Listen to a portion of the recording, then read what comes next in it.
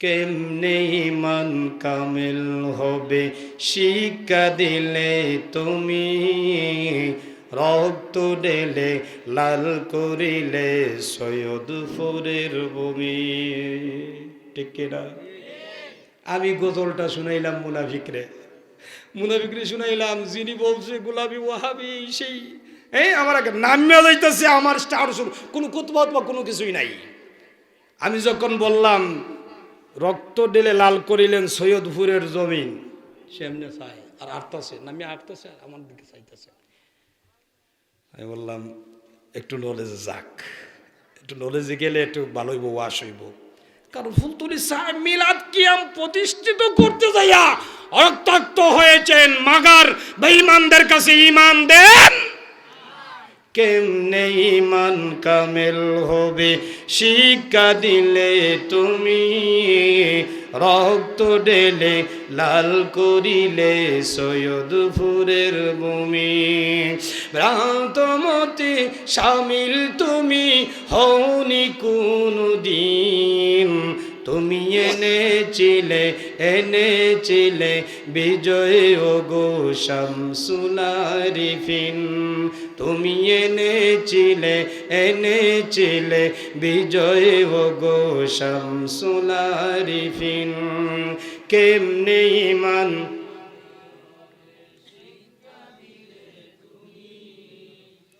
কেমনে ঈমান কামেল হবে রক্ত ঢেলে লাল করিলে। ভ্রান্ত মতে শামিল তুমি হওনি কোনো দিন, তুমি এনেছিলে বিজয় ও গো শামসুল আরিফিন। তুমি এনেছিলে বিজয় ও গো শামসুল আরিফিন।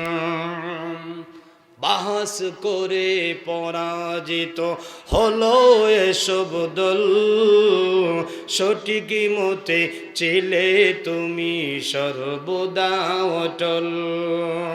বাহাস করে পরাজিত হলো এসব দল, সঠিক মতে ছিলে তুমি সর্বদা অটল। পূর্ণ মুমিন হয় না কেহ দরুদ পাঠিবিহীন, পূর্ণ মুমিন হয় না কেহ দরুদ পাঠিবিহীন। তুমি এনেছিলে বিজয় ও গো শামসুল আরিফিন। তুমি এনেছিলে বিজয় ও গো শামসুল আরিফিন। মিলাদ কিয়াম করতে কায়েম এই বাংলার বুকে, বেদাত বলে বাধা দিত এমন কিছু লোকে। ঠিক কিনা বলেন? মিলাদ কিয়াম করতে কায়েম এই বাংলার বুকে, বেদাত বলে বাধা দিত এমন কিছু লোকে।